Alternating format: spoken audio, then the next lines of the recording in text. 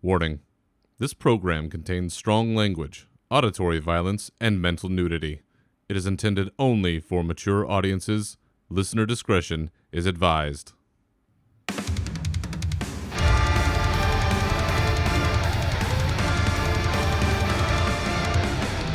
Welcome to your uncensored home for World of Warcraft news and opinions. This is Unshackled Fury.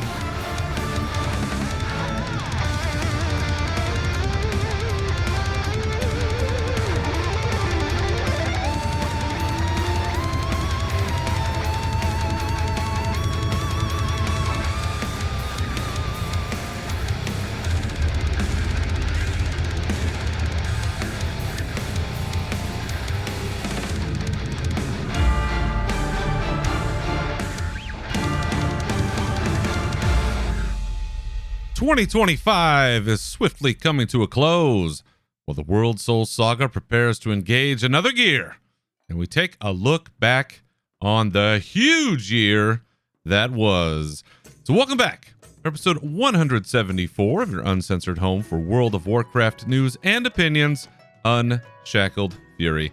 I'm your host, Berzerker, and with me once again is the man who puts sleigh and sleigh ride, Mr. Jez Corden. Welcome back again, good sir. Do you come up with those on the fly, or was that was that planned? If so, I think I came up with it very quickly, recently, within the last handful of minutes. That's witty. That's witty. I can do it. Yes. How are you doing? So it's I'm feeling Christmassy now. It's that time. It's that time. Sure is. And well, where are you now? Are you which country are you in these days? I'm in the UK at the moment. Okay. Okay. And soon I will be returning to Germany a bit. So yeah, all over the place. And then all very Christmassy places. Yeah, true that. And then in the spring, I'm planning to go to Japan, so I'm going to be all over the place. Whoa! Rocking out. All right. All over the shop, yeah. Man, look at you. Japan for business, pleasure, both? Bit of both, maybe. We'll see what happens. Fantastic. All right.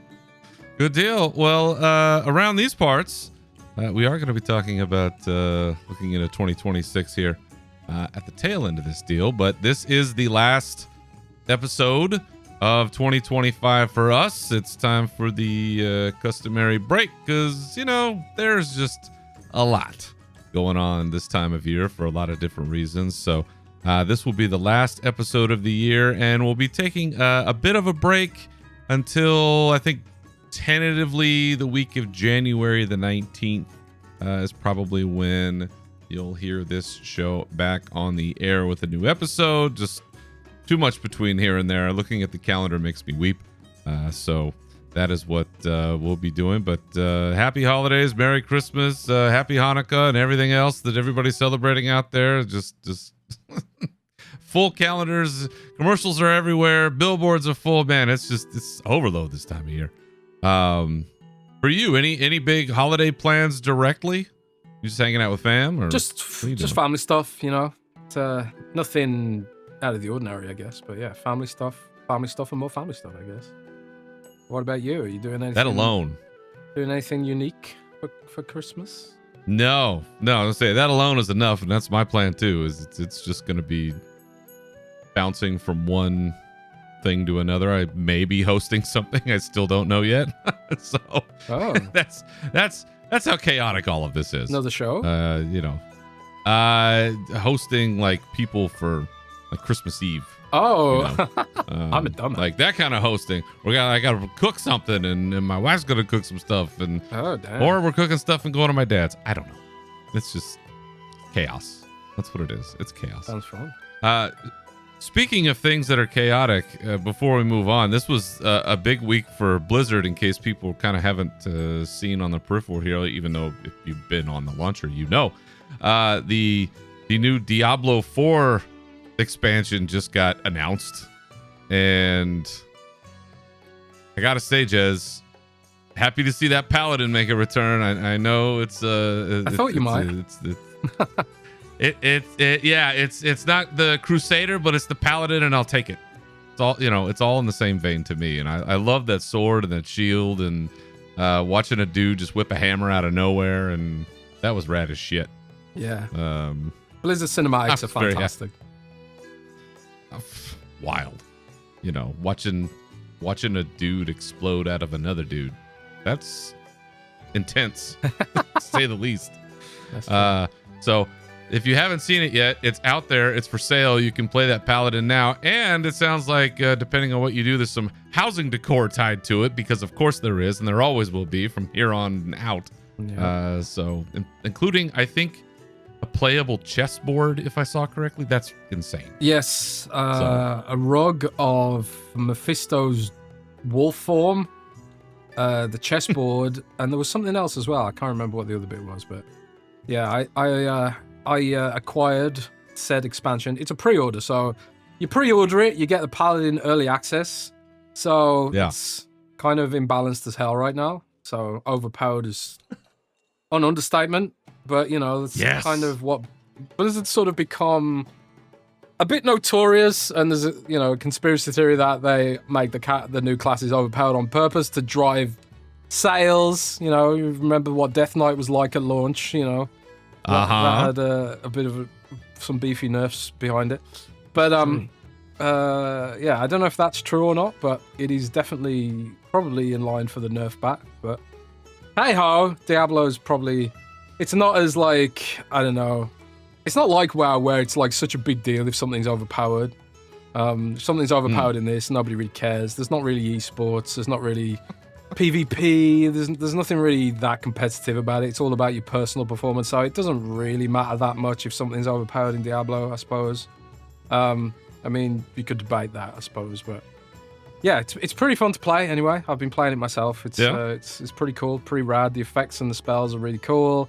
I don't know, like, what the build variety looks like right now. I think a lot of the theory crafters are still getting to grips with it, but there's tons of abilities. They all look super cool, and I'm sure Ret Paladins from WoW are probably looking at some of these abilities with envy. The ability to spawn angel wings and fly across the map and all this kind of stuff. The kind of stuff that I'm sure WoW Paladins would love to have someday. But it's cool to see. They delivered for the community. The community said they wanted Paladins, and lo and behold, we now have Paladins. It's what's interesting about this. Like, I won't hop on it too much because this is a WoW show, not a Diablo show, but. What I think is interesting about this, like, I heard that Paladin was dropping at the Game Awards in early November, right? And anyone who's follows me on Twitter and around the internet, some people saw that I was kind of teasing this stuff back in November. I said, it's time to reinstall Diablo, because I haven't played it for a while because the seasons aren't that great. They haven't been that great, and the community's been pretty sort of a bit down on Diablo recently. Like the whole borrowed power stuff's getting tired, and the season's themes are a bit boring, and all that kind of stuff, right? Yeah. So I was like, this is time to reinstall Diablo. So I don't know. It's just started becoming a rumor that Paladin was dropping. I think Blizzard themselves were sort of hinting at some of that stuff. I thought that, the Game Awards statue, I thought that had to be Diablo, because I knew they were going to go hard on trying to revive the game and stuff. But interestingly, I heard that the reason they brought Paladin forward out of the expansion to become it's sort of like a seasonal thing was because of Grand Theft Auto. So Grand Theft Auto was supposed to be dropping in the spring, right? So Blizzard was kind of like, we made this whole new class, and Grand Theft Auto is going to hurt our expansion launch potentially if we're launching around the same time. So, like, let's bring Paladin forward, to kickstart off those pre-orders now and make it a pre-order bonus. Because if we do it later on, that could hurt pre-orders, if it gets closer to Grand Theft Auto or something like that. That was the thought process. But then Grand Theft Auto got delayed, so kind of needless. But I just thought it was interesting because the whole industry's freaking out about Grand Theft Auto.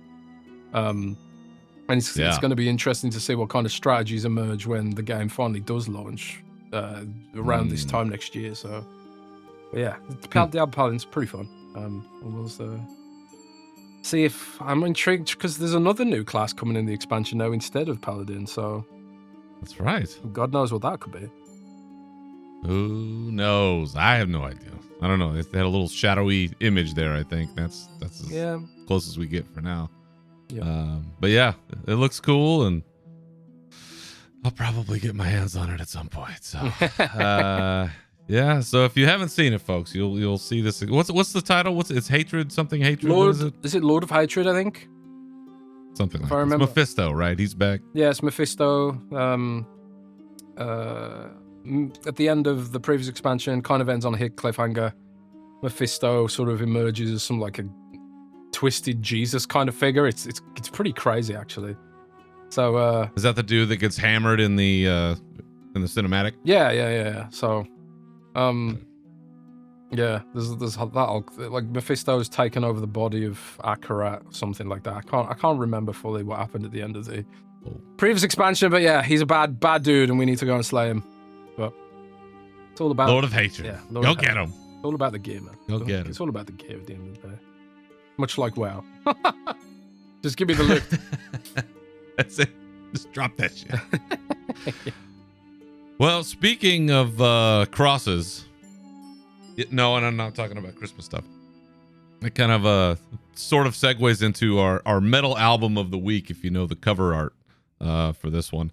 But Jez, going out of the year, I'm feeling a little energetic, and there's an album, an old album. It's I think hair metal is probably partly what it's tied to. I still think this is a metal album, and glam metal maybe is also, I think, attributed to it. But I've got one for you, folks. This one's well known, but if you haven't given it a listen in a while, throw it on. The first track is going to light you up, then all the way through. I recommend hitting it. First song to last. From July 1987, Appetite for Destruction by the one and only Guns N' Roses. This one's got all the big hits. Well, not all the big hits, but many of the big hits that you know. Welcome to the Jungle, the track right out of the gate, Paradise City, Sweet Child of Mine. This is just raw energy from start to finish. These guys came out of essentially the the streets of Hollywood, the Sunset Strip, that vibe back in the 80s. And they laid it down, and it was hard, it was heavy in its way at the time. Slash, one of the greatest all-time guitarists, of course, Axl Rose, well-known frontman. This thing has sold 30 million plus copies. It's one of the biggest ones. It doesn't really get much bigger than this album, and of course, through all the crazy shit that they went through over the years, they never quite topped this initial foray. But for Jez, boy, I hope that you have some at least passing familiarity with this one. Oh, I know Guns N' Roses. I know the big hits, but all right, I am not a hair metal guy, man. I can't tell you how much I'm not a hair metal guy. I know November Rain. There's some kids at school who are really into Guns N' Roses when I was a kid, and I was just like, yeah, ugh, nah, not my cup of tea, man. It's too clean, too polished, too happy. I need some black metal, some. We'll get some Opeth gore, next year, I promise. Depression in my metal. Yeah, man. I've been listening to this isn't metal, but it's quite metal coded. Do you know the band Wardruna? No. I saw you post something about it, and I was gonna fire it up, and I got distracted. But I know it because you put something up about it. I think it's like neo. They're a Swedish band. It's like neo Viking folk kind of stuff. It's not metal, but it's sort of there's a metal tradition about it. I think they're kind of a metal with. It's almost like metal without being metal. It's because I've been playing a game called Valheim a lot recently. I don't know if you know Valheim. But it's like I'm familiar with it. Yeah, it's for those who aren't, it's basically Viking Minecraft, essentially. It's really, and it's like it's brutally difficult, to be honest. I was training a wolf in the game yesterday. So in Minecraft, how you can feed a wolf, and then it's like the wolf is your pet, basically. You can do that in Valheim as well, right?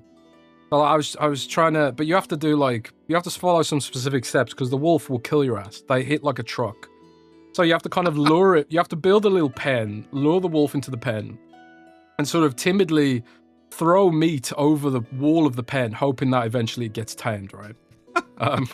Because if you don't, it will break out and it will kill your ass. So I'm doing this. I've been training, and it takes about 30 real life minutes to train this wolf. I'm sitting there training this wolf, you know, sort of like, don't kill me, don't break out the pen, and the wolf's sort of like acclimating. I'm starting to feel like kind of attached to this wolf. It's kind of like my pet now. And then my base gets raided because wherever you've put down a bed, mobs can spawn and then attack your base. And a big warning come across the screen like deadly boss mods, for God's sake. And it was like the ground shakes. And then 6 trolls, these huge like raid boss kind of mobs, just show up outside the base. They start smashing my base to bits, trying to kill me. I just about survived these trolls. And I'm assessing the damage to my base. All the walls have been destroyed. And I'm thinking like, the damage ain't that bad. It can be rebuilt. But then what do I find? I find some wolf meat and a wolf skin. My poor pet wolf that I've been training for the last half an hour is now dead. And I was devastated, bro. I'm still sort of coming to terms with the loss. But that's awful. Yeah, that's awful. Yeah, so I'm doing that while listening to Wardruna and just sort of like, this is what life was like if you're a Viking, man. You just, you know, trying to tame a wolf and then you get attacked by trolls and you know, it's a hard life. It's not easy, bro. So that's the kind of metal I would listen to. If I was listening to Guns N' Roses during that event, it would have ruined the mood, bro. It would have just killed the vibe. You know what I'm saying?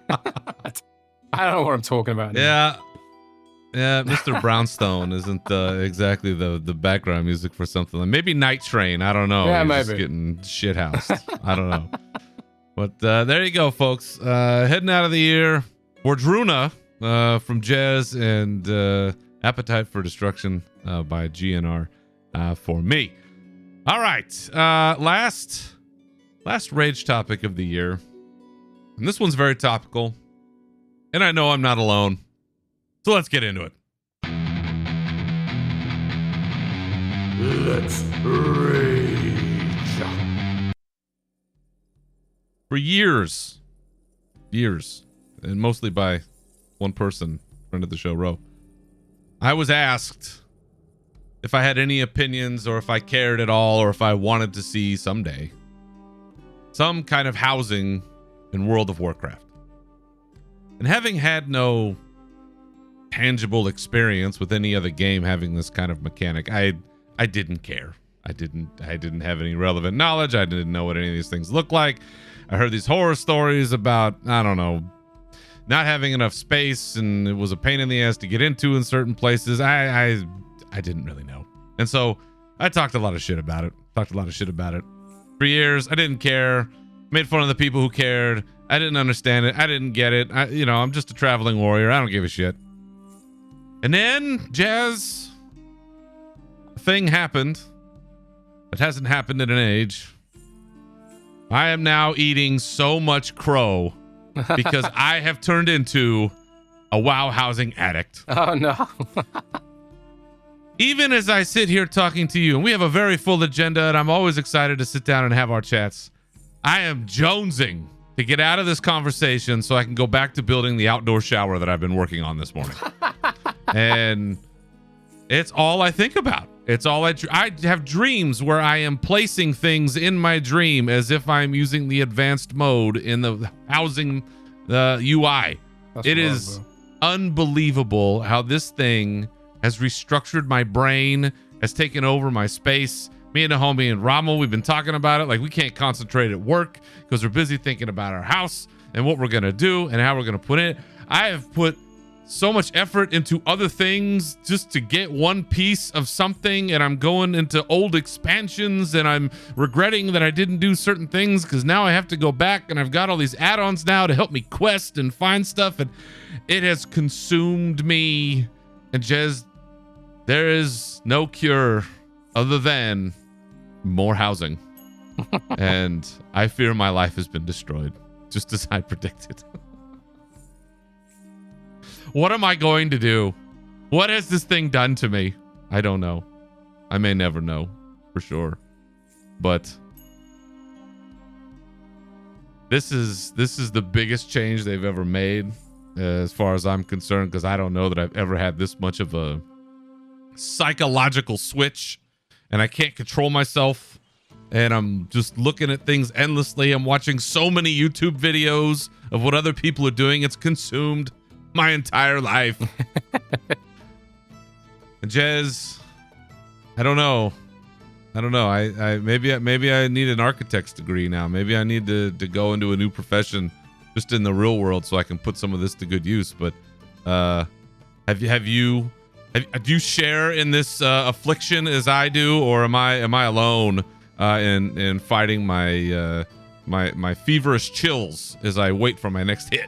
I'm gonna shock you right now. Oh, You know how before Housing came out, we were kind of the other way around. I was the one excited for it, and you were the one who was like, eh. Yeah. But now it's here. I've barely touched it. I've barely touched it. And do you want to know why? Why? It sucks for goblins, man. It sucks Oh. for goblins. There are all the goblin pieces, what exists in the game, they're a nightmare to get. You have to go all the way to Undermine. You have to use currency that isn't easy to come by. You can't just buy them with gold. Meanwhile, if you're a human or an elf or any of these other, more favored races by Blizzard, you get all the shit you want. So what I've got to work with is an orc mud hut. I don't get anything cool.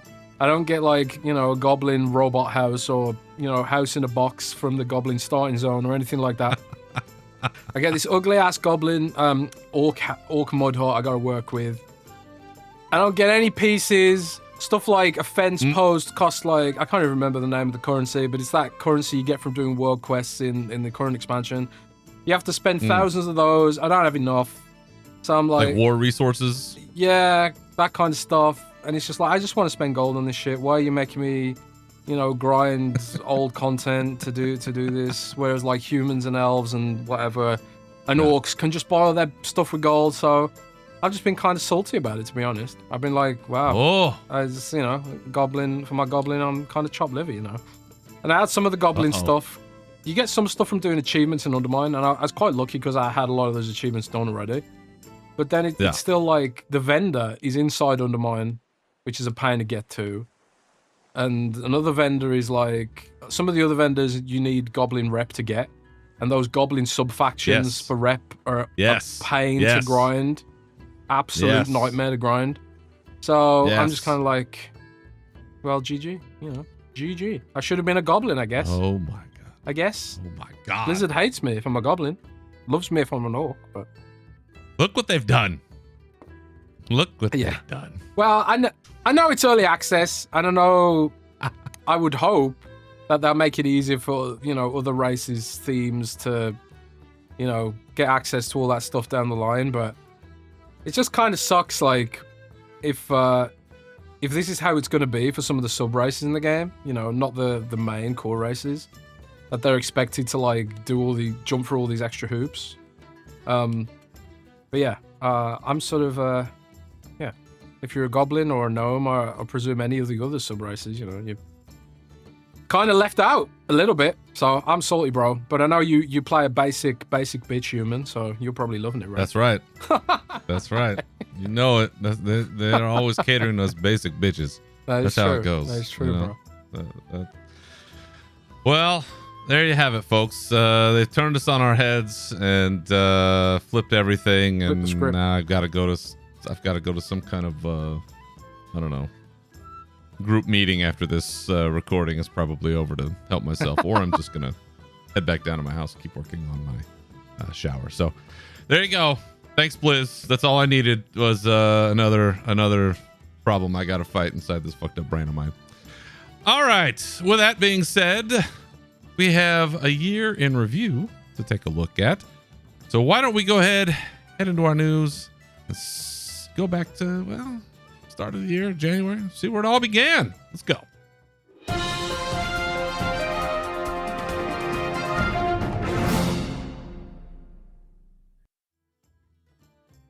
Whenever I do these notes for the year-end reviews, I always look back and I go, my God, was that only so many months ago? And it's always a wild ride going back through these notes. So January.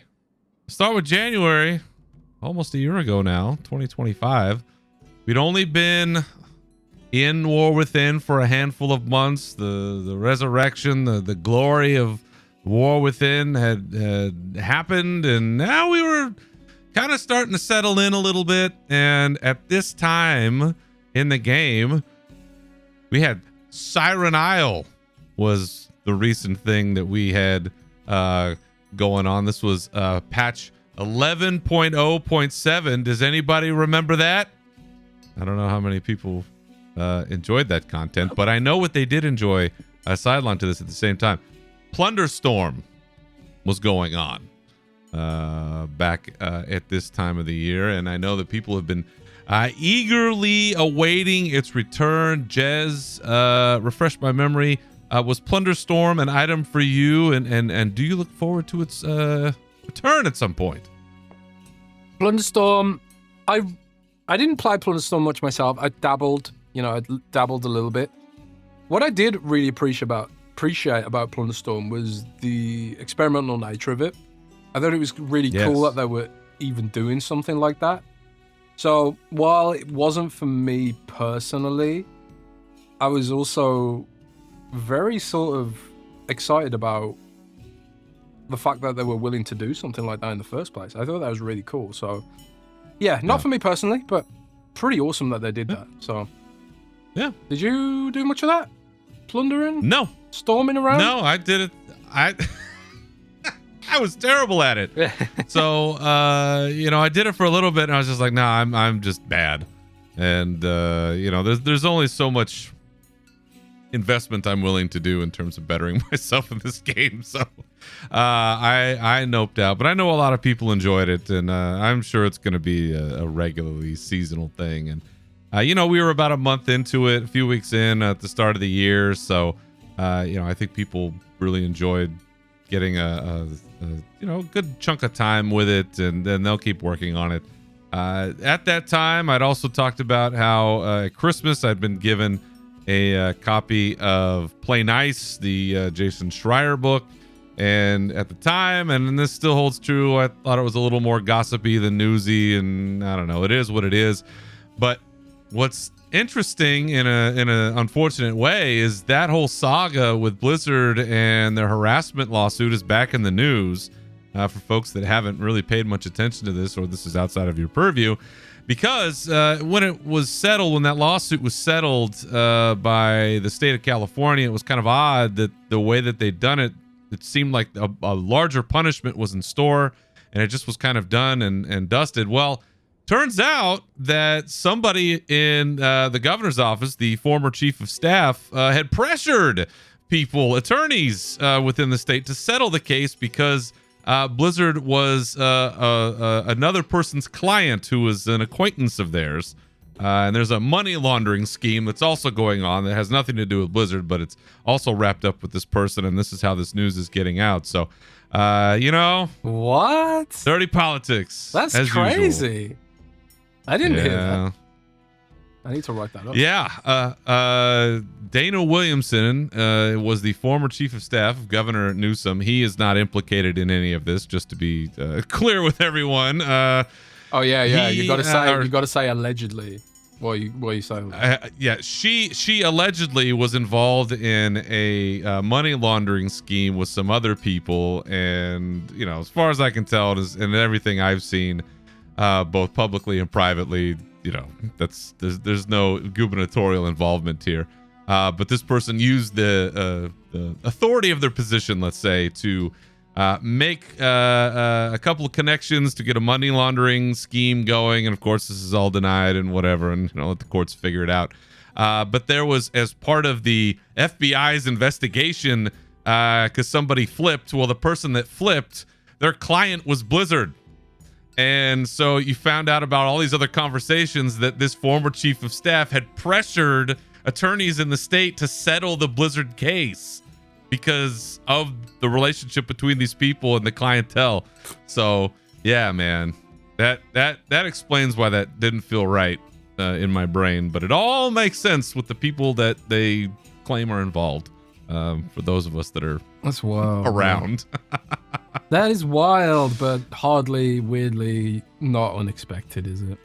No, listen, there's always people doing dumb shit, trying to grease and goose the system however they can to their benefit. And if you're interested, there's lots of stuff out there about it. So for any of you that want to go read it, go look it up. You can see all the salacious details. But interesting to see that piece of our news more locally. What's that? Salacious, good word.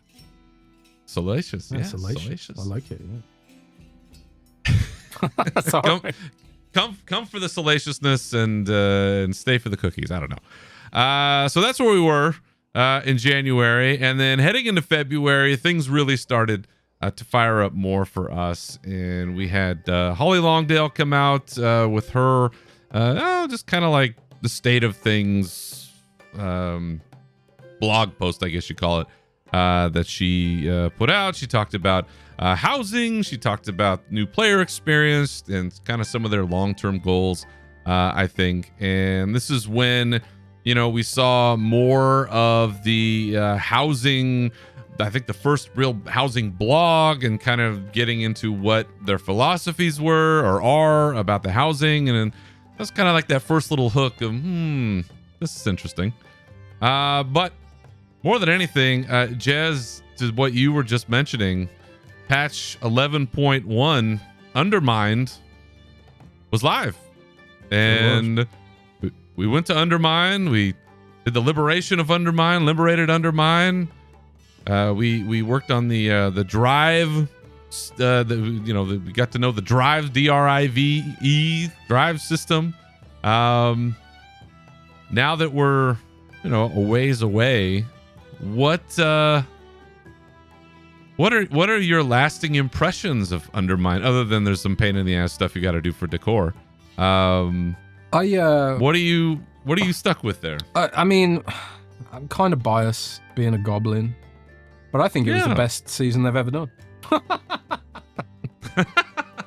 I mean, I loved it, man. I absolutely loved the season. I thought, again, experimental stuff, really cool with the car.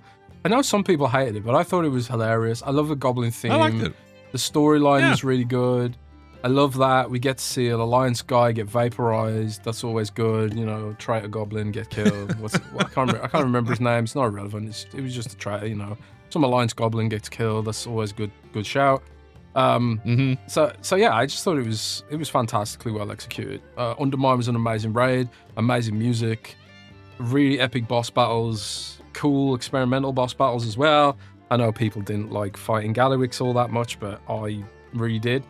I thought it was a great raid, and I think I enjoyed that season more than any season for quite a long time, I think, actually. So I really liked Undermine. It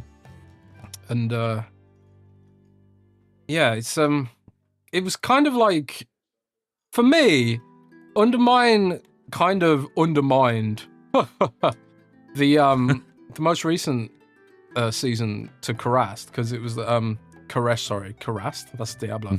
Okay, you got Diablo on the brain right now. To Koresh, because it was like it wasn't. It's supposed to be the war within, i.e., in caves. So it's like, we're in the caves, and going to Undermine in the expansion all about being underground makes complete and total sense. But then we end up in space, which was thematic whiplash for me. I think Blizzard's kind of got this sort of they've got these kind of nerves right now of wanting to avoid making people feel fatigued, I think. So their mentality was, okay, we've had a few seasons there where we've been up and underground. People must be sick of this by now. Let's take them to space, completely out of left field. I think you've kind of adjacently, you've seen this with Call of Duty, because Call of Duty put out a statement recently saying they won't do back-to-back themed games anymore, because we had 2 Black Ops games in a row, and nobody bought the latest Black Ops game because everyone was sick of Black Ops, apparently. Personally, I think it's more to do with, having Beavis and Butthead skins in the game and stuff like that, but that's neither here nor there. Point being, I think Blizzard kind of I don't know. We'll talk about Koresh more in a minute, I suppose, since you're in review. But yeah, my point being, I thought Undermine was so good that it kind of made Koresh feel not as good, personally. But I don't know how other people feel about that. How do you feel about that? How do you feel about Undermine? I thought it was an A+. Yeah. Home run. Whatever, goal, whatever analogy, euphemism, whatever you want to pick. As a non, as like I said, just a basic ass human, as I always say, it was so thematically strong. I think that was the thing. Even as somebody who, this wasn't necessarily for me, it was definitely geared towards you. I absolutely appreciated what they were doing, what they were going for. You could see the love and care and attention that they had put into this. I dug the kind of like the old Hollywood gangster style of it. So that was, and I didn't expect that. I didn't know what to expect, really. I was like, oh, how are you going to do this whole thing about goblins? Like, I kind of know what's going on, but I thought they crushed it. And I think you've said this before about Undermine being like a starting zone for the goblins, or being like a home base or that kind of thing. And if it's not, it absolutely should be, because that place can't be lost to time. Like, they got to keep using that place for stuff, because it is super strong when it comes to its vibe and its feel. And I think that's what you want as a player, right? I know the housing kind of fills some of those gaps, but when you choose something and you're really connected to it, whether it's a class or a race in the game, like, you want to feel like you have that support, if that's the right word. And when, as a subclass, as you brought up, that doesn't get a lot of love, just having a patch like this, not just to have it, but to have it be impactful and to have it be loved and to have it in such a fulfilling way, like, that's awesome. And I don't have to be a goblin to appreciate it. I know this, they fucking killed this, and this is a standard that they have to hold themselves to now when it comes to stuff like this. Drive system, you knew it was going to be whatever it was going to be. I do think it would be kind of cool if they brought that to everywhere else. You could just tear ass around, I don't know, like a tiger or something, but I understand why they wouldn't do that. People just drifting around Black Rock in their swift Zulian tigers, that'd be pretty hilarious. But I thought it was good, made a great impression, and certainly something for them to aspire to going forward. Also in February, a friend of the show, Allie, dropped by, and we talked about the Dalaran send-off that they finally had. So now that it's been exploded, and we had a little bit of a quest line there where they, celebrated all the people and all the things that were lost in Dalaran. We also talked about our love of Cyberpunk, which, Jez, you and I have talked about a bunch of times. And they recently just celebrated the 5th anniversary of the launch of Cyberpunk 2077, which, again, I'll go on record as saying it's one of the greatest things ever made. And I just finished another playthrough somehow right before the housing. I knew I had to finish it before the housing because my life was going to be completely consumed. So I did finish my gunslinger playthrough that I wanted to get done. So congratulations to the Cyberpunk folks, because that franchise has got such a bright future. Heading into March, Undermine's still going on. Gallywix is gone. We've got Phase Thief Azir stealing the Dark Heart, and Xalatath is out there. We're trying to figure out what's going on. BlizzCon was announced all the way back in March. So a year and a half we talked about. They announced it way ahead of time. Tickets just went on sale just last month. It's September 12th and 13th of 2026. So just kind of looking at that long of a timeline, it's kind of crazy. But the big thing in March for me was, Jez, you interviewed Johanna Ferries. Oh, yeah. And you had the big opportunity there to talk to her, and kind of catching up now this late in the calendar. I wanted to ask, how do you think she's been doing now 9 months later as the sort of the captain of our collective ship? Well, it's kind of weird, isn't it? Because she's not a game dev from in the traditional sense. She comes from NFL, I think, sports And Yeah, that sounds right. She's Yeah, a yeah. technologist. So she's a businesswoman at the end of the day. So her goals, I think as a businesswoman, her goals and her sort of like her priorities will sometimes clash with what the gamers want, I think. Which is why, like, you know, some people are already talking about, like, you know, the almost predatory-ish kind of nature of, you know, just for example, making the paladin overpowered as hell, making it a pre-order bonus in Diablo. Also tying housing stuff to pre-ordering the expansion for World of Warcraft. So, like, if I'm someone who really loves World of Warcraft housing and I want to collect everything, but I have no interest whatsoever in Diablo, I'm kind of strong-armed into buying the expansion for Diablo, specifically to get that. And at the end of the day, I get, like, Blizzard is a big company. They're also California-based, which makes it very expensive to run, compared to, like, some of Blizzard's competitors in the space who are based in countries which are comparatively cheaper to build a game for.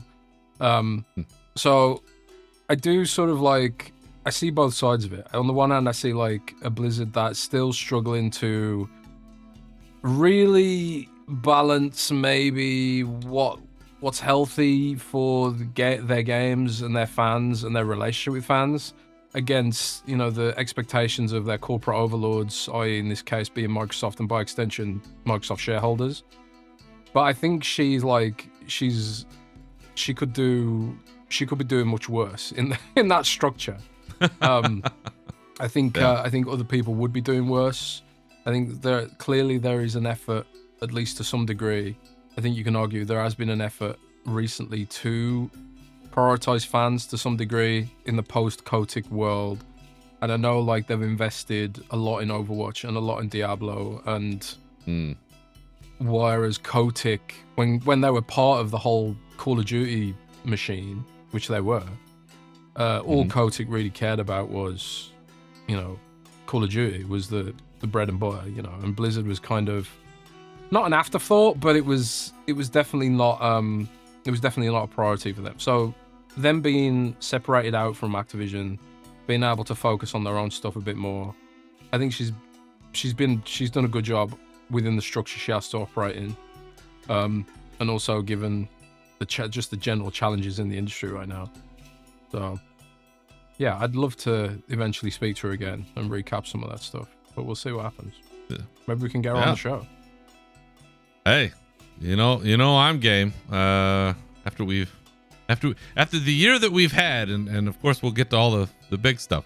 I don't see why not. I think we've proven ourselves collectively between you and I.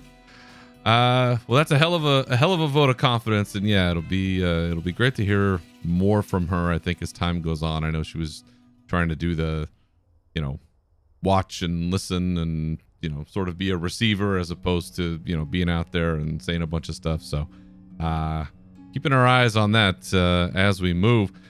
Heading into April, we had another little half patch, medium patch, whatever the hell we call these things. Patch 11.1.5, and this is where we had the Nightfall scenario. Does anybody remember the Flames Radiance? I know you don't. This thing was bugged to hell when it first started out, and that's probably what people remember more than anything. Had to get out there to Halifall and beat up on some bugs, and stuff was just not, I think, quite working out as they intended. There were other things that were part of this patch, technically, I think, but it was all spread out, and it was kind of weird, and we'll get to what those things were, but this was not a particularly well-received, you know, mini patch, whatever we call these things.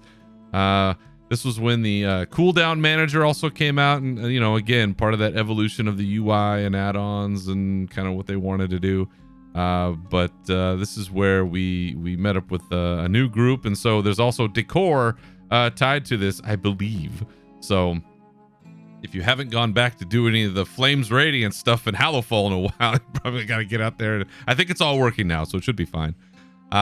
We also had in April a housing interior design post, and they put up a blog more about the housing and their interior design stuff and sketches and things, and further tightening all of their grip on my brain, and I think collectively a lot of our brains as this thing dialed forward and getting us to be really interested in what this thing was up to. Jez, do you remember the Flames Radiance? Do you remember the Nightfall scenario at all? I didn't touch it. I actually didn't do it. It's like, I've still got the quest in my log, like, go here and help Flames Radiance. I'm like, nah. Yeah. I'm good. There was some sweet transmog. That's the only reason I did anything, was because they had some really great transmog in that little group. And one, well, yeah. Yeah, always catering one of to the humans. loved races. Always catering to humans. What is this, man? Goblins get one patch in the history of all of WoW, and humans get. That's all you're ever gonna get. That's it. Yeah, I know, it's true. Damn. There was that was the only reason I did it, and once I had what I needed, I bounced. That was it. So yeah, and now I think I have to go back or something, but. That was April. Not a whole hell of a lot going on, because they spaced out technically what was in this patch, and one of those things coming in May was the horrific visions. They were back, revisited those. If you played those back in the day, it's pretty much what it was before. You're running through and trying to, not go mad inside of Stormwind, and I guess Orgrimmar was the other one. Did you touch the revisited horrific visions at all? Nope. All right. Didn't like them back in the day. Well, they're all right, but I don't know. I didn't want to do them again. I've already done them. I won't do them by myself. I wouldn't do them by myself. I would only do them with the homie Rommel, because I need someone to hold my hand through that. It's too scary. So I only did it up to the point where I got, I think, like an enchant or something for my head, so I could just blast things down, and that was really it. Also in May, along the housing lines again, we had some creator housing videos that came out, further cementing that this was going to be trouble, just looking at how these things were working and what what tools we were going to have. It just, again, blew my mind. I think blew our collective minds, and further got the salivation going for what was on the horizon. Add-on philosophy changes, that conversation really started to fire up even further in May. We had a PAX presentation where Legion Remix was announced, and Jez, they teased a new game mode. Did we get that yet, or did I completely forget? That was with the pirate flag, right?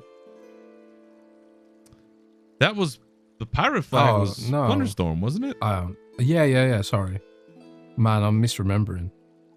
Yeah, I think they teased something, but I don't know what it is. I can't remember. I don't think they've given it to us yet. Maybe not.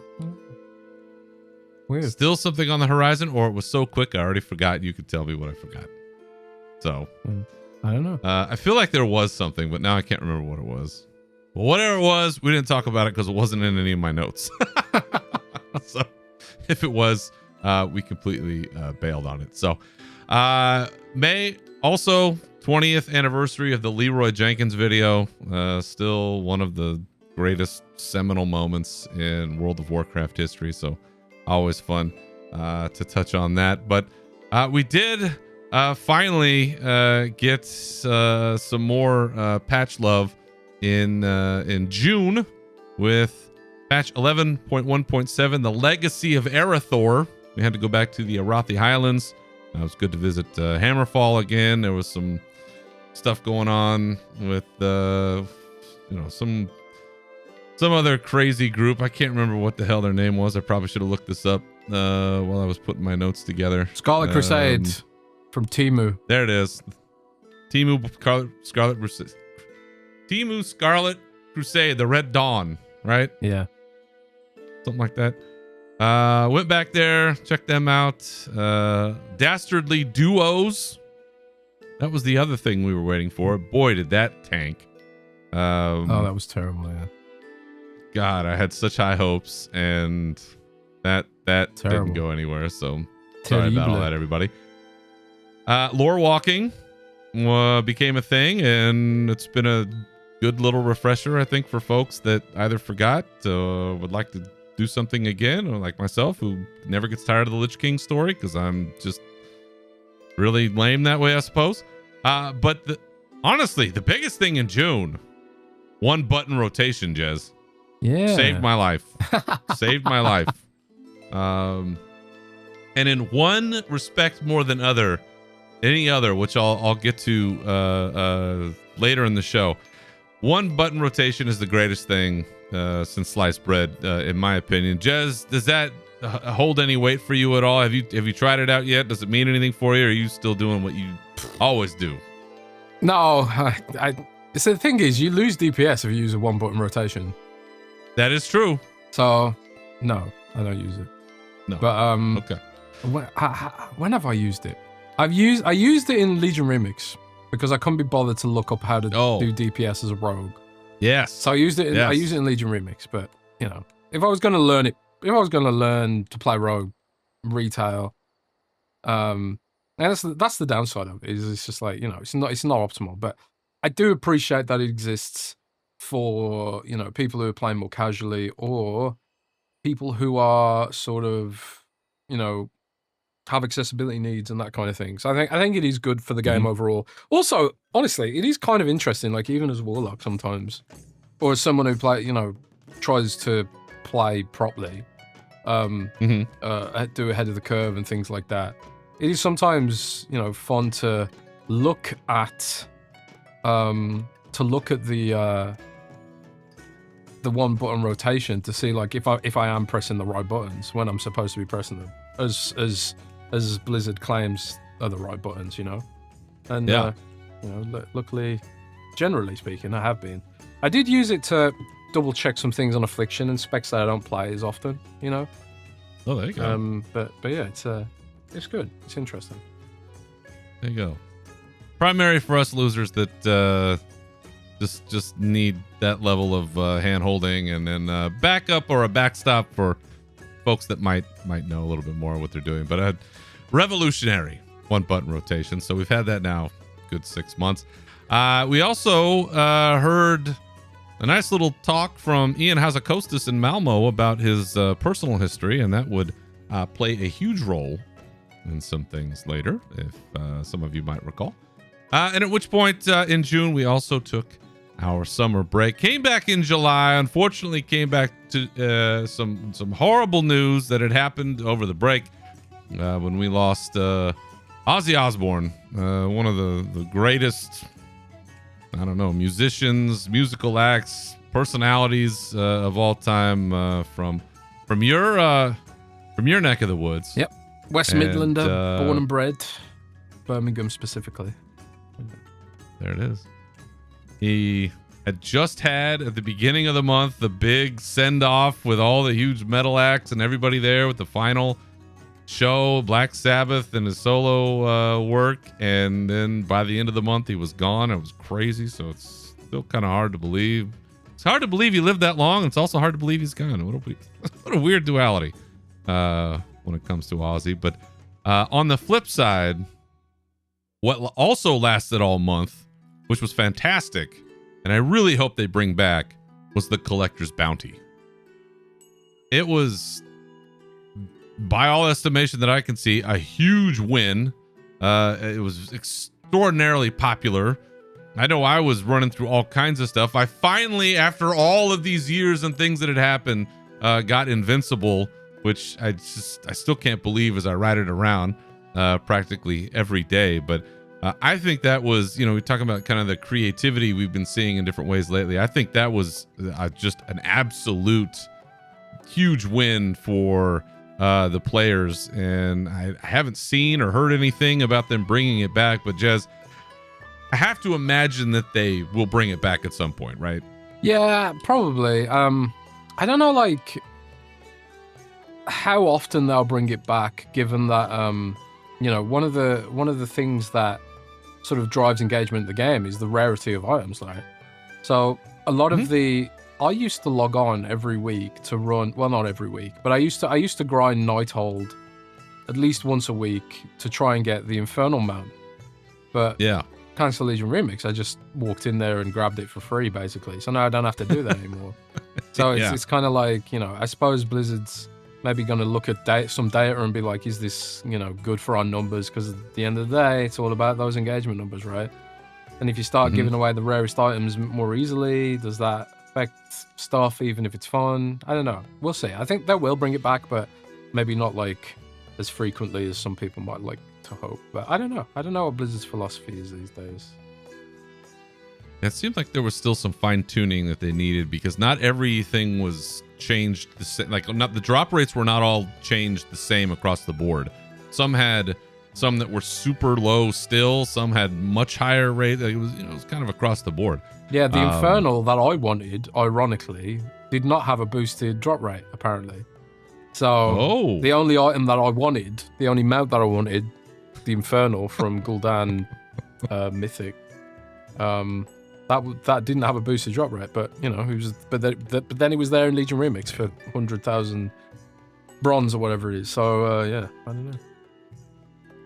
Bit of an odd. I have to imagine this is it's a like a downtime thing. Like when they know there's gonna be a good stretch between major content patches or something. This is exactly the kind of thing where you boost that engagement, right? Get those people back in. Yeah, that's true. The doors. That's true. We'll see. We'll see if we see that again come 2026. But also in July, we had a blog post about neighborhoods, about the housing neighborhoods, how they were going to work, and some of the, kind of particulars therein. I was completely bamboozled on locations at this point. I did not understand. I don't know if anybody understood or knew that this was going to be like a wholly separate island. Everything that they showed, at least on the Alliance side, I kept seeing the gates of Stormwind in the distance. I was like, well, it's got to be right outside, out there in the kind of Westfall, Duskwood, Elwyn triumvirate corner there. But no, it's a whole different place. So I got bamboozled on that, but again, the more they talked about it, the more interesting it got. So I don't know. Was I completely led astray? Did you know it was going to be like a whole separate island? Did you get that vibe from any of this? I don't think I did. I don't think I did. Yeah. So that was July. Collecting like crazy. Had a little bit of downtime, because then in August, especially for you Raiders, a big patch, the last major content patch of the War Within, patch 11.2, one of the greatest named patches of all time, Ghosts of Koresh, came through, and it was the last major patch, season 3. We had Mana Forge Omega was the new raid, which is also just a fucking awesome name. We went to Koresh, the exploded remnants of the ethereal homeworld. We had that raid. We had a dungeon. A lot of ethereal lore got laid on us. We found out they were created by Xalatath. That Locust Walker was the one who destroyed Koresh, not Dimensius. It was an attempt to destroy Dimensius. We fought a planet-sized boss, Jez. You did. You raided against the thing. Coming away from this, how do you rate Mana Forge Omega and a planet-sized end boss in Dimensius in sort of the pantheon of raids? I thought Dimensius was amazing.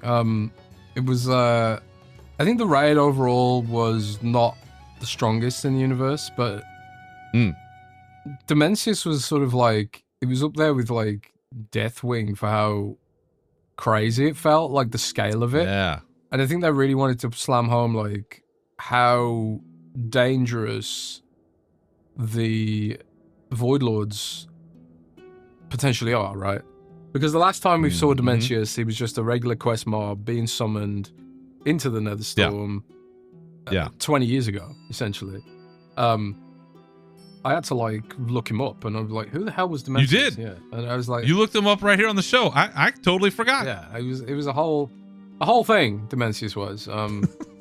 But I sort of repurposed him as a Void Lord, and the Void Lords basically just seem like gigantic Void Walkers, basically. And yeah, I thought it was epic. The laser beams flying around in space, the black holes popping off, all that kind of stuff. I thought it was really cool, really well done. What I do wonder though is like, how will that look going into midnight? Because how do you top that now?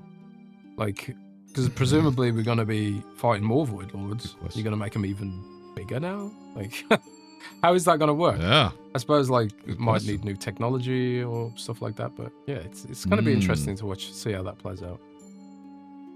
Yeah, that's a good question. It was an interesting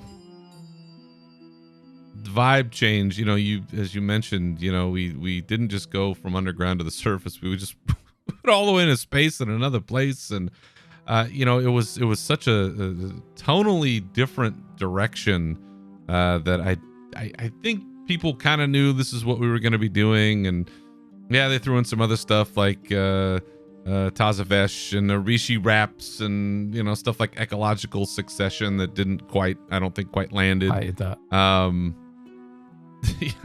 mean, I think there's still, I got to finish. I haven't finished it yet.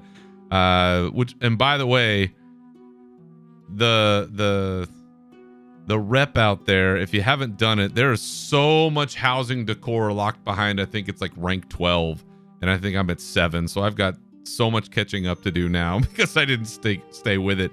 But that was kind of the point that I was going to get to about this, where initially I was really impressed with this, and the raid is crazy, especially the end boss and all the stuff that's going on. But I feel like I lost interest in it kind of quickly, like a lot quicker than I anticipated.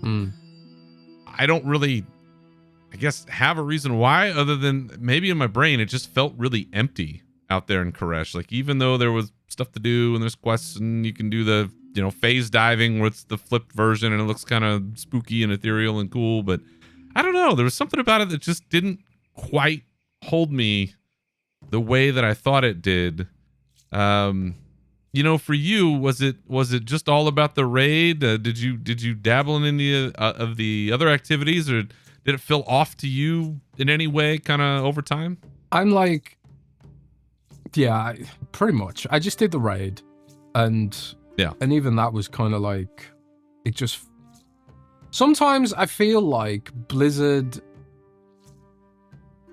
they really want to. One thing, right, that I suppose you can say for Blizzard this expansion is they hit their roadmap they said they were going to hit. But yes. I think the downside of that is before they might have delayed something to have made it better, but now it's kind of like we've got to keep engagement up by hook or by crook, and the data suggests we need to have this patch out by X day as soon as possible. I kind of feel like the patch was designed around hitting their self-imposed deadline than actually making something good and spectacular, because like you said, it was empty.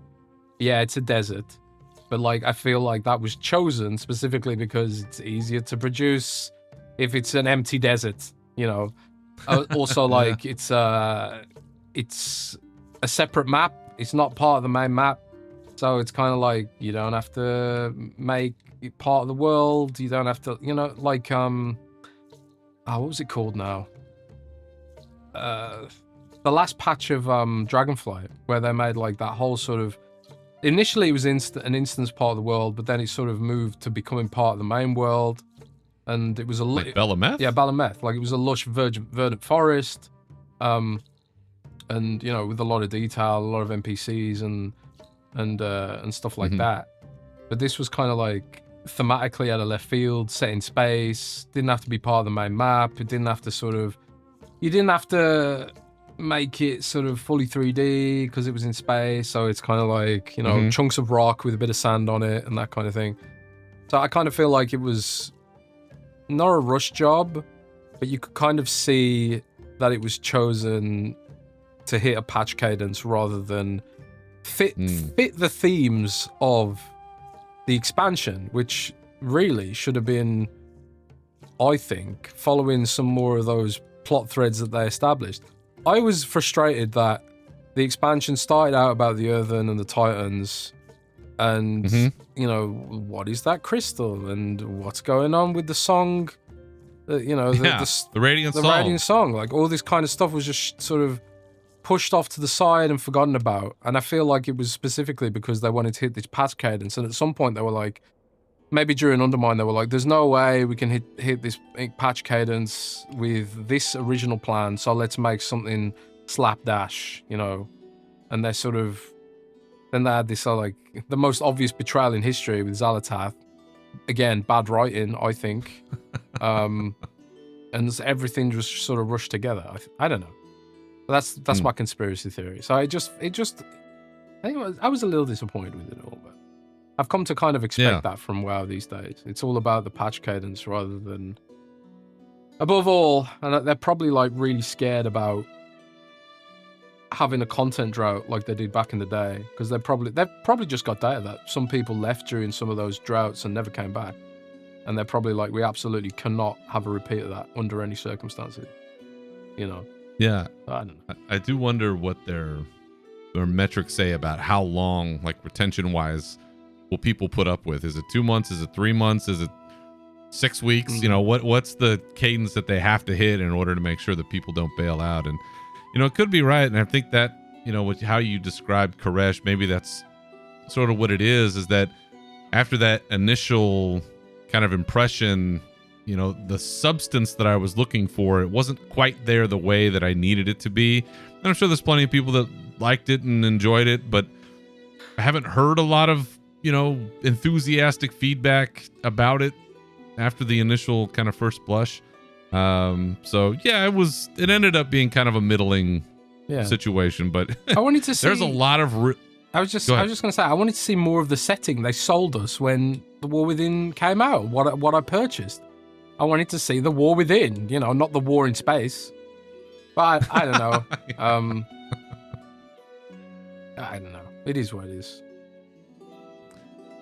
Part of it too is we know that there was a plan, and then the plan got changed once Metzen came on board. You know, the Haranir being, I think, the example that keeps getting pointed out of there should have been more of them, but then they got pushed off to midnight. And, you know, I'm not part of these conversations. We're not part of these conversations. So who knows how these things like really shape out. But it would make sense that some things maybe that were meant to be smaller or were planned for other time, you know, things got shifted around, and so the end product will show that in some way. Yeah. So I wonder if Koresh maybe was a casualty of some of that. But beyond that, in August, Jez, you went to Gamescom. I did. Where there were some big things happening. That was. And you got to be party to the midnight announcement. And we already knew about it, but to be there, to see their setup, the cinematic release, the overview of the whole kit and caboodle. So now that we have a few months, and we'll talk a little bit about kind of the fallout of this thing, but looking back now, a few months past, how do you assess the Gamescom announcement? Have you watched the cinematic anymore? Has it maybe grown on you a little bit since then? How are you feeling about what happened there in August? I mean, August Gamescom is weird for me because it's not just about it's never just about one game. Like I got like tons of meetings to do, and there's a lot of stress. Yeah. So I can't just sit there and soak it in, and it sounds like I'm complaining, but like it's awesome. But there was like, for me, like it's a job. Yeah, you got a lot to do. Yeah, it's a job to some degree. A lot of it, and for me, like the Xbox Ally was coming out, so that took up a huge amount of my time. And I was the only person from my team out there, so a lot of what I had to do there was Xbox Ally, tons of Xbox Ally meetings, hands-on, make a video of the Xbox Ally, all that kind of stuff. So while I was there, obviously for World of Warcraft, it was kind of like it was not as much as my priority, just because of work. But I'm sort of like, I'll admit, right, the way the War Within played out kind of left a sour taste in my mouth, like exactly what we spoke about earlier with Koresh kind of betraying the themes that were sold to us for War Within. So now I'm sitting there thinking similarly about Midnight. Is like, you know, can I actually trust anything that they're sort of trying to sell me here? Because at the end of the day, they above all else, they're gonna want to hit their patch cadence. So anything I kind of have to take everything they say about Midnight like at face value. And some of the things that I was kind of looking forward to, like the praise system, like some early feedback I've seen about that, like people aren't that high on it and think like it needs work. And yeah, beta's exactly the right time to start giving feedback on that kind of thing. So at the moment, I'm kind of in a wait and see kind of feeling about it, which, you know, I don't want to be like that. I want to be hyped for it. But honestly, I think Midnight overall was a little disappointing, you know. A little bit. It wasn't the worst expansion by any means. It's not a Shadowlands. But I just kind of want more from the lore. I want more attention paid to the way characters behave. Some of the writing is coming out of Midnight has already been a little bit concerning. And things like, you know, giving us Haranir instead of races people want, like forest trolls, you know, who I think thematically would fit more with this expansion. I don't know. They could have done Haranir for Alliance and Forest Trolls for Horde. I think that would have made a lot more sense, because then you get like two sort of forest/jungle themed kind of races for the expansion. But I don't know. I don't know if it's asking too much or unrealistic. But I'm in a wait and see kind of mode about Midnight at the moment, for better or worse. All right. Well, coming into September, coming out of all of that, right? We had the sort of rollout recovery, it seemed like, of Midnight, because the sort of disjointed nature in which a lot of the announcements were made, it seemed like they were relying a lot on the community and social media and different things to get a lot of the information out there. September is when they really tried to, I think, coalesce it around more centralized outlets. They had some consolidated blogs. They they announced that they were going to be doing some things in October, you know, further. So that was kind of a rough period. Not something that we were used to when it comes to announcements on expansions, which are usually these, you know, big events for us. And even though we knew it was the next one, just the sort of kind of messy nature of it really did seem to tamp down the excitement. They opened up the pre-purchases, which, I don't know, I guess got us excited to some degree because we knew we'd get early access to housing. But again, it was a little bit of a mess, unfortunately. At the same time, again, on the housing, they opened up a housing tour website, and it gave us an idea of kind of how things could look. I would suggest that people use it as a guide if you have the need for some suggestions on how to build certain things or how to, you know, put certain props up or what might look good or whatnot. That little website that they put together, not a bad idea. But that was our first chance at seeing that. We also had the Midnight Collector's Edition oopsie when somebody pushed a button and sent an article out early, and even though we'd seen it teased in the announcement video from Ian that they were going to be doing this deep dive, that was kind of funny to see, and somebody, I guess, probably got in trouble, but I'm sure waters will be smoothed over and stilled at some point. But one of these sort of ongoing things that we talked a little bit about in September that you enlightened me on was the Turtle WoW situation that's going on with Blizzard and this Turtle WoW group, where they have essentially their own version of the game that they're running. And last I've seen, they were quite defiant about it, even still, to my surprise, unless I saw something wrong or maybe something has happened since. But the last I heard, they were being quite defiant that they were going to keep these servers up and doing this thing. And I can't imagine what the legal bills on that look like. And yeah, I wouldn't want to be any part of it. Yeah, it's quite interesting. I mean, on the one hand, like, Blizzard has to protect its IP by law. You know, if you don't protect your copyright, you lose your copyright. So it's not a case of like Blizzard being like, oh, let's just squash these little dudes. There is some, they have to be involved in some way.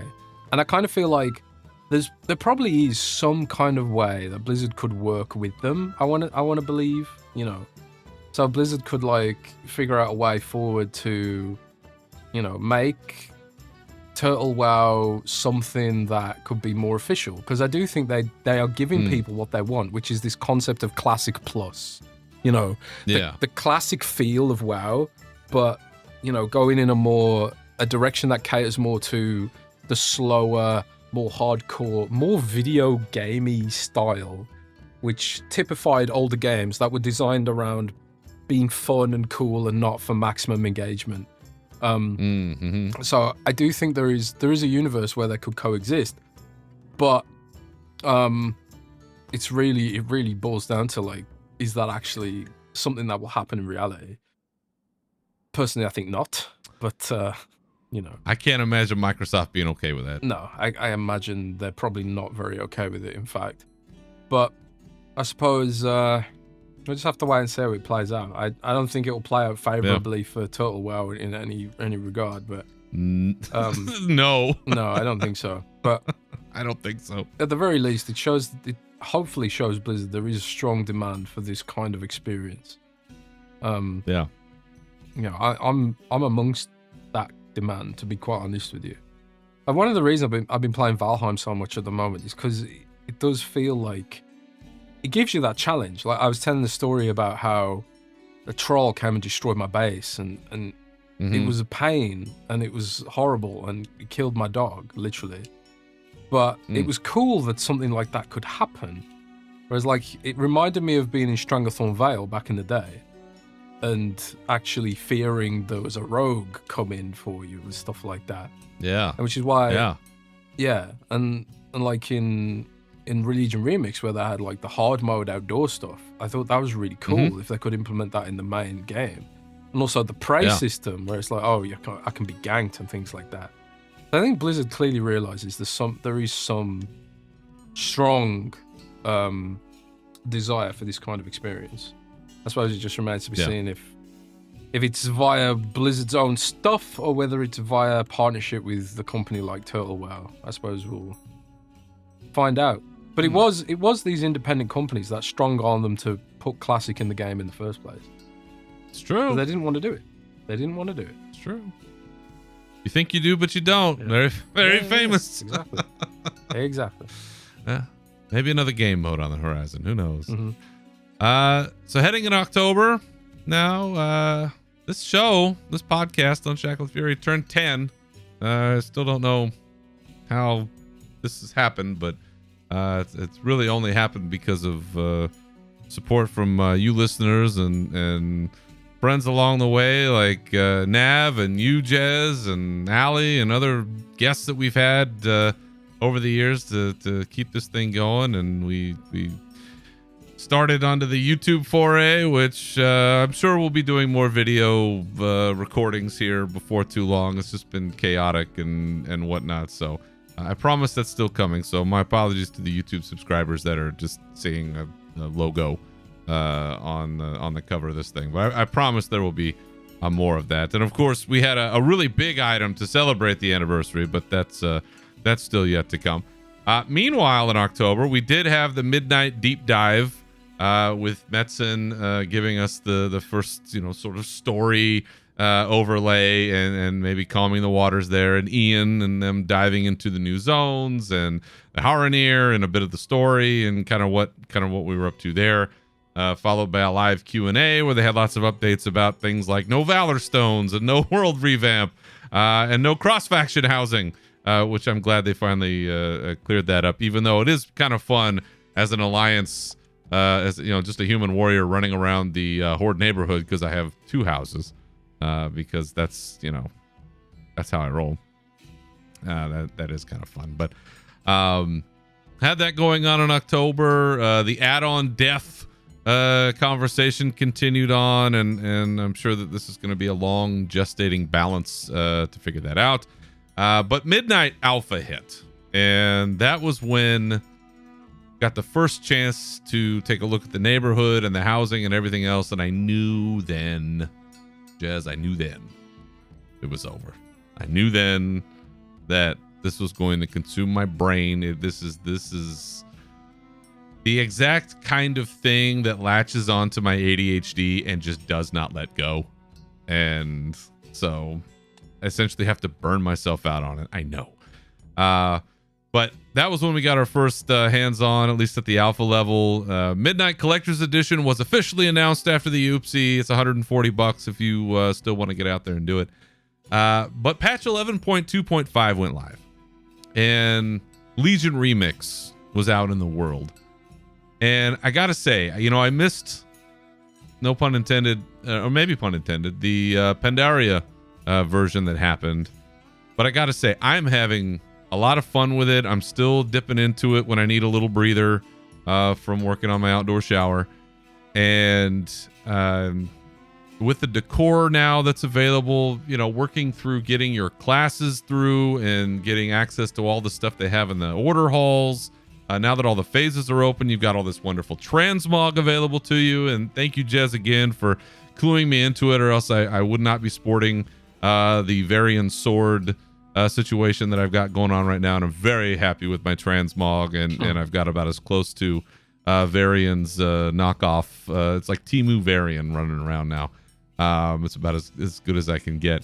But this thing's a home run, Jez. I think Legion Remix, and you've already touched on it, has a lot of really good ideas. The reward center of your brain just is constantly getting pulsed with this thing. But this is an absolute home run, and it's got about a month left. So if you haven't jumped in, I really highly recommend that you do.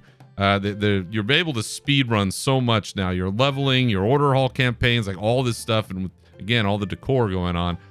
It's I think really valuable to get all this done. But Jez, I don't know where this heads next. I don't know which one they're gonna pick. But I hope that this is a concept that remains, because this has been a lot of fun. And I don't know. You said you've been playing through it. Are you still running classes? Have you picked a few things, or are you wrapping up, or where are you on Remix? I have to admit, I don't like the Remix events. I don't like retreading old content. I'd rather have something new. I'd rather have a new raid or a new patch and stuff like that. So, and I kind of did it begrudgingly. I sound really negative on this show, but it's just my opinion. And again, I don't begrudge people who enjoy it. I think it's great that it exists for people who enjoy it, sure. But I'd rather have something new. And I didn't enjoy having to run old content while being overpowered. And it makes everything feel arbitrary. It feels like I don't earn anything. It just feels like I make a group for Mythic, whatever. And then I just let some, really overpowered demon hunter just do everything while I sit there, I'm a rogue, which apparently was terrible. This poorly balanced. But like the tank specs were just smashing everything to bits. So, I appreciate the ability to get loads of transmog and stuff that I'd missed, like the Infernal Mount I mentioned. I just didn't find it fun. I just thought it was, I don't know, really mindless, and I didn't enjoy it. So but on the plus side, there's nothing I want from any other expansion, so they can go mad with the Remix events now. There you go. All I wanted was the stuff from Legion, so I got it now, and I don't have to do it ever again. Remix Shadowlands. Oh man, it's gonna happen. Oh, it's gonna happen. You imagine? Classic Shadowlands. I am typically not want to do old content, which is the reason why I don't have a lot of alts, right? I'm very much the same way, where once I've done it, I'm like, okay, I've done it. I don't know if I necessarily want to see it again, but because of the rewards on this one, that is 1000% what got me to do this. And because I got the transmog, I was like, oh, okay. But then once I became aware of the decor, now I'm like, oh, God damn it. Now I'm fired up again, because there's just some really cool shit that's locked behind certain achievements in certain class halls. And I'm like, well, now I guess I got to level up this, and I got to do this one over here, because I definitely want to have access to these things, because I've got ideas. A lot of people, stuff I want to do. I imagine a lot of people running the Hunter class hall quest. There's a really badass skull you can get from that. There's some crazy good shit from that one. And that's one I've got to fire up now because I'm like, well, there's this huge dragon skeleton trophy thing that you can get. And well, I guess I got to get in there and do that now and hit my 1-button rotation. Or that way I can get it done. That's absolutely what's happening right now. So I curious which one they'll pick next, but I pretty happy with this one, and it gives me a good excuse to take little breaks from my mindless housing situations. But that brings us into last month. That brings us into November, which inarguably was the biggest month this podcast has ever had in terms of its content, in terms of its listenership, in terms of its engagement, in terms of every metric I could possibly think of or throw at it. November of 2025 was the biggest month ever for this show. And it is 100% because of the interview that we were able to have with World of Warcraft game director Ian Hazzikostas. And that simple half hour that we got to sit with him and talk about some personal stuff, some business stuff, I think at least for a moment really put this place on a map, whatever map that may be. We had a lot of really great responses from the community to the interview. We had members of the community who spoke highly of it, and I appreciate that. Coverage by Wowhead, of course, coverage by Windows Central, and plenty of other outlets, Kotaku, PC Gamer. I mean, places I never thought I'd see this podcast, but there we were. And it really is the high water mark for this show. And again, Jez, thank you for helping to hook that up. And we made good on the promise that we were going to do something big for the 10th anniversary, and it really was big. It was so big. Jez, you know how big this was for me personally? How big? This was so big that just a few days ago, I pulled up on YouTube that interview for my father, who had no idea that this podcast even existed. It was the first time I even copped to this thing being a thing to somebody in my family other than my wife and son, who know because they have to live here and deal with me. I don't talk about this thing with anybody. Like, my family doesn't really know about this thing. I don't talk about this thing in my life outside of here.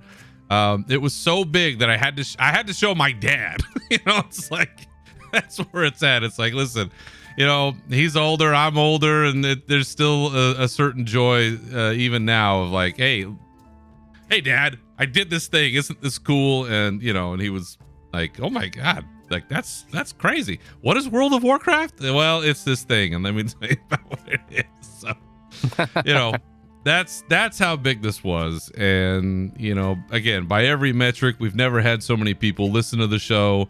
The video's got, I don't know, however many thousands of views on it now.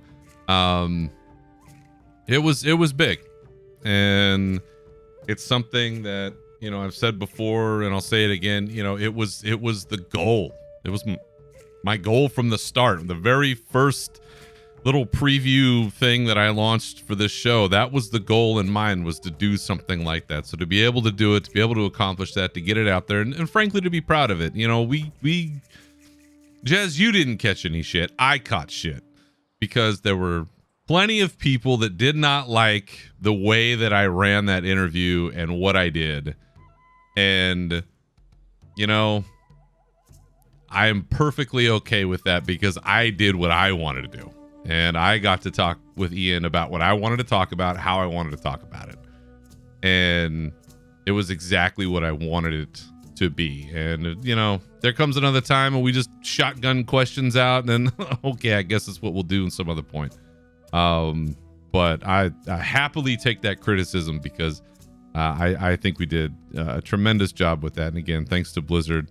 If anybody from there happens to listen to this at all, thank you for helping us with that, because I think that was a tremendous effort all around, and I think people, for the most part, enjoyed it. And hopefully it's not the last time that we get to do something like that. Beyond that, last month we had the Midnight Beta go live. So if you haven't pre-purchased Midnight and don't have access to housing, that is a way you can still kind of get your hands on it and see what it's all about. And if you are in the beta, as Jez mentioned earlier, specifically with respect to the prey system, please, please get in there and give your feedback. But maybe before I go too far, looking back on our interview, just real quick, Jez, did you see any grief at all? Just to confirm, I'm pretty sure I'm the one who caught it all, but did you get any kind of negative feedback, or did you get positive feedback? Did you get feedback from anybody? Oh, dude, like, I'm not gonna. I don't want to sound like one of those asshole influencers, brags or anything, but this is the reality of my life on the internet. I've got 160,000 followers. I've constantly got negative feedback about literally everything. So for me, it's Tuesday. it's just more hate, The thing is, like, the people who liked it, they ain't gonna comment because they're just gonna be like, oh, I enjoyed that, and then they move on. The people who are mad about it, whether they're genuinely mad or just want to be mad for the sake of being mad, they're gonna comment, So yeah, the when there's constructive negative feedback, that's always worth taking in. But a lot of people just the internet's just negative, man. Like, yeah, I wouldn't worry about it too much. I have to tune it out, man, because if I didn't, I'd get mad. I'd go absolutely crazy. Yeah, at your visibility level, I think that's probably best. For mine, this was my first little dip above the waterline to see it, so I applaud you, and I'll just kind of follow your example. But moving on again, BlizzCon tickets went on sale last month. They are still on sale. If you haven't purchased it, you're still thinking about it, they're still out there. Jez, why are we selling out BlizzCons like we used to? Is it just because people aren't as interested, or is it let's say the social climate? What is keeping this thing open so long? I think it's honestly people aren't spending as much, and it's not cheap. No, I think it's a premium event for a premium clientele in a universe where even people with the money are second guessing everything. Like, I was just like, back in the day, because my girlfriend's German, obviously, I could get to Germany and back for like a couple of £100, but now, like, I'm looking at these flights, and like the same kind of flights that I used to get, where it's like, you get a checked bag and whatever, fly with Lufthansa. They're way more expensive. Yeah, and that's just like cross. That's like a 90-minute flight. Like, America being as huge as it is, you have to factor in hotels, flights, the BlizzCon tickets, expenses, all that kind of stuff. Like, everything's just more expensive. So for me, like, I think a big part of it's just like, it's just too expensive for people. Yeah. But I don't know. That would make sense. I mean, having done it, again, I have the luxury of being able to drive myself there. It's a long distance, but I can drive. And I know that saves a good amount of money when it comes to travel, because flights are no joke. So good point on that. Additionally, last month, does anybody remember the Hearthsteel controversy? Because that conversation sure died quickly. Yeah, it did. I actually did an interview with Blizzard the other week about Hearthsteel.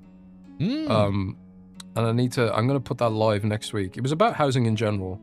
And I did it like a couple of weeks ago, but like there was just so much chaos going on with things like Black Friday, very busy time in the Windows Central universe. Yes. So yeah, I'm gonna bring that to you guys soon, and I'll be interested to see what you all think. Great. Well, we'll talk about that on the first episode of the new year. We'll put that marker in the road. So Hearthsteel controversy popped up. It's another currency, and this time for housing. Still not entirely sure, at least publicly, how it'll work. Maybe your interview will kind of shed some light on that. I don't know. But it's already quieted down, so I'm sure that'll fire up again. And Jez can't wait to see what you got out of that. And last but not least, in November, the 21st anniversary of World of Warcraft, low key this year. If anybody headed down to Daenerys, there are a couple things to do. And so that brings us now to this month, December, and patch 11.2.7, the warning, went live. And again, there was other stuff, but this is really the housing patch. I mean, this is what sets us on a whole new trajectory when it comes to activities. The Warcraft housing became a thing if you pre-purchased Midnight. There was essentially a conclusion, I think, to the War Within campaign, or the handoff of the baton over to Midnight with the sort of the Erator campaign that we had, where he's mustering the Windrunners, and you're down hanging out with Sylvanas for a little while, and she's doing her penance, and her boyfriend's, skulking around. Did you see him? Did you notice him, Jez? I haven't done it yet. Oh. I haven't done that stuff yet, so I'm a little bit behind. Okay. I got addicted to Valheim, and then I've been playing Paladin, and I've kind of been like, it's a while before Midnight comes out, so I'm kind of like, I don't need to rush to that. No. So I'm kind of like saving it a little bit. Yes. But I have been reading about it though, and it does sound interesting. I just wonder if are we going to get another little pre-expansion event on the road to that. Oh yeah. There's way more meat on that bone, and you can definitely save this for sure. It's a good little, it doesn't take super long, maybe an hour to get through the quest line, maybe less. But it's interesting. Wraps in quite a few people here. But we did have that going on. We have the elves in lore walking. I haven't even done that yet myself, so kind of saving that. I need to rip through that and see some things. Pandaren Heritage Armor is now a thing. The new and returning player experience is out. Jez, you'll have to give us your review of that at the start of the year. Give you a little time to get your hands on that, maybe. But other than housing, Jez, do you know where my main is parked right now as we speak if I were to log on? I've got no idea. Brawlers Guild. Oh yeah, how is that? They brought that back, right? That's another thing I haven't checked out yet. They brought it back. That's as good as it ever was. That's awesome. I jumped in Friday night. And it was I don't know. I was like 10 people deep in the queue. I jumped in earlier today, and there was nobody there. So kind of feast or famine, it feels like sometimes when you're jumping in line. And it's great when there's nobody there because you can rip through stuff really quickly. It's also cool when there's a lot of people there because it's always chaos and there's shit happening, and it's just kind of wild. A lot of returning bosses, some new things going on there. But yeah, I think I'm already rank 4? I'm like 3? I'm like a third or half away. So I'm somewhere in there. But what do the rewards look like? Have they updated all the rewards? They've updated some of the rewards. There's a couple new mounts. I think one looks like a giant, like kind of like a goblin-esque rocket. And there's, I think, actually, you know what? I have the fight strategy page up right now because I'm looking at it. Can't remember what other stuff they had for rewards. There was another mount that, there's stuff for your housing, like it looks like a practice, like a target dummy of a kind, and some other sort of housing items. There's some cool stuff in there, and if you're a decent player and you've got some kind of gear, you're going to be able to get through this, I think, without too much of a challenge. The guides are great. I highly recommend you read those. But Jez, this is where the one button rotation comes in for me, because being able to move and just hammer on like just a handful of buttons to get through all my rotation and hit my potions and hit my cooldowns and hit my stuff, it's been a fucking lifesaver. And I know I'm getting through this quicker because there's some where it's like you got to move, you got to back up, you got to run away, you got to do these things. There's movement, a lot of movement involved. And as a melee, right, it can be kind of challenging for me trying to be up in something's face and then it moves real quick and you got to do things. So being able to have access to something like that one button rotation is a lifesaver, and it is helping me kick some ass. So I am big fan of it. And if only for that reason, right there. But yeah, Brawlers Guild is back. It's fun. If you talk to one guy and he says that the Brawlers Guild is closed or there's something going on, you're talking to the wrong guy. Go talk to another bouncer. They'll get you into the fights. I don't know why they're jumping around like that, but maybe it's a bug. Maybe it's on purpose, and I don't know why, but it's open for business. Go down there and kick some ass, get some cool stuff. It's always a good time. I love it. So there's where we are. That's where we are right now. Patch 11.2.7. The warning. We're waiting for, I guess, 12.0. We don't know when the pre-patch necessarily is going to launch. I don't know that we have a date. We do have a date, though, for midnight. We know that it's coming the first week of March. I believe it's March 2nd and 3rd, depending on where you are. But looking ahead, I typically do like a some kind of a final comment looking at the year. And last year I shared my collective worry, I think, about things, and sort of issuing a call to action to be helpful and mindful of maybe more local activities, and that remains. All of that remains, I think, but I'm feeling a little more energized, I think, than I was before, hence my album pick at the beginning, and even more locally, just to this show, this activity that we're doing.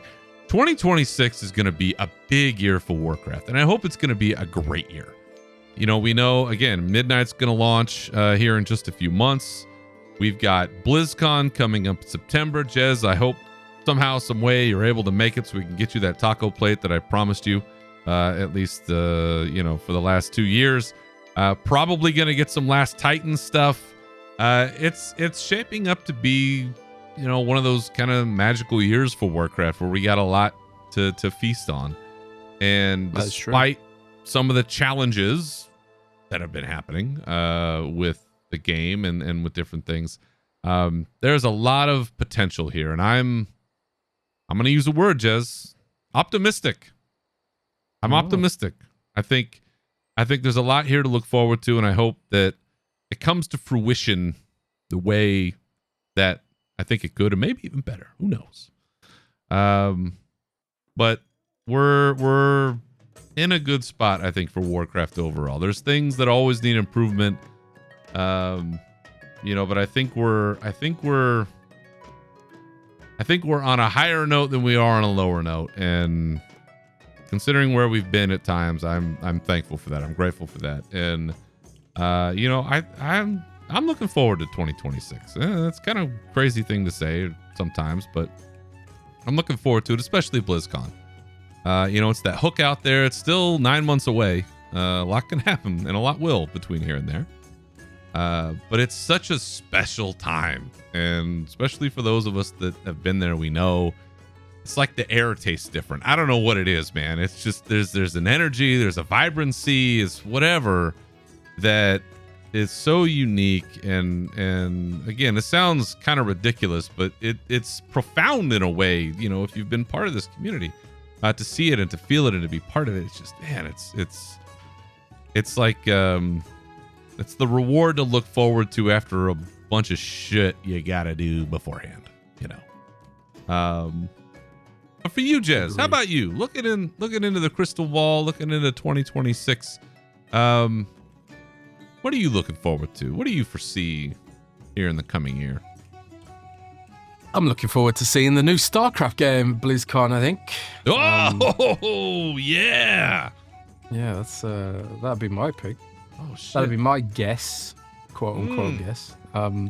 But I think there's reason to be optimistic. I kind of just wish they would not rush so hard to meet arbitrary patch cadence stuff. I just wish they'd be like, we can afford to take our time on this. I wish Microsoft would step up and do that, because I know I'm not saying Microsoft is imposing these deadlines on them. Mm-hmm. I presume Johanna Fairies wants to hit them, for her own metrics and whatever. And there's nothing wrong with that, of course. She's got a job to do. But I do wish Blizzard would give themselves a little bit more time to cook, especially when it comes to lore detailing, and just staying true to a vision for the game rather than what I perceive to be like rushed patch cadences sometimes. That's what I would like to see from them. That's what we will see. I think even regardless of all that, I think there's like still a huge amount of potential in the game, especially when you look, you know, to things like Classic Plus and things like that they could potentially do. But I suppose they got to pick their battles like all of us do, and there isn't infinite time, there isn't infinite money.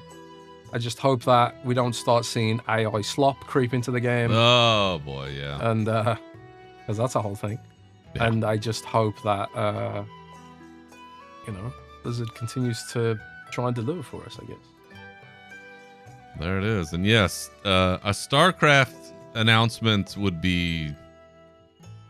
definitely be the cherry on the top, and there's signs that is a thing. So of course we'll keep an eye on that, as you know, this is a Warcraft focused podcast, but you know, listen, we got our eyes on a few other things, tangential things out there, so we'll touch on all that too. But yeah, there's some things to be cautious of or aware of, but we'll see what happens in 2026. But hopefully a lot to look forward to, and they'll execute nicely, and we'll have more things to enjoy than we won't. All right, I think we've done enough damage for one episode and for a whole entire year. So for those who don't already know, where can the good people find you out on the internet, Jez? Yeah, you can find me at jezcorden.com. That has all my links to my socials like Blue Sky, Twitter, and Windows Central and the other stuff that I do. But obviously here as well, and the Discord and all that good stuff. And Merry Christmas. Yeah, there he is. And a Merry Christmas to you. And Jez, thank you again for another year of joining me on this journey of exploration and discovery in the world of Warcraft and things beyond. It's always a pleasure to sit and chat with you. So thank you for continuing on this ride, and hopefully we'll have some more fun stuff to talk about and keeping that taco plate on the horizon. My thanks to all of you as well for listening, and remember, you can always follow me and the show on Twitter at Berzerker Rage and Unshackled _Fury, on Blue Sky at Berzerker and Unshackled Fury. I can get these words out, I promise.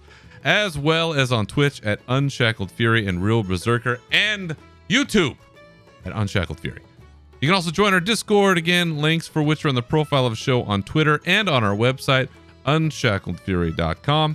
Feel free to contact the show through any of those resources, or email us at unshackledfuryshow@gmail.com. And you can find the show wherever you get your podcasts. So once again, thank you for listening. Remember to keep your swords wet and your banners high, and we'll see you next year. Farewell.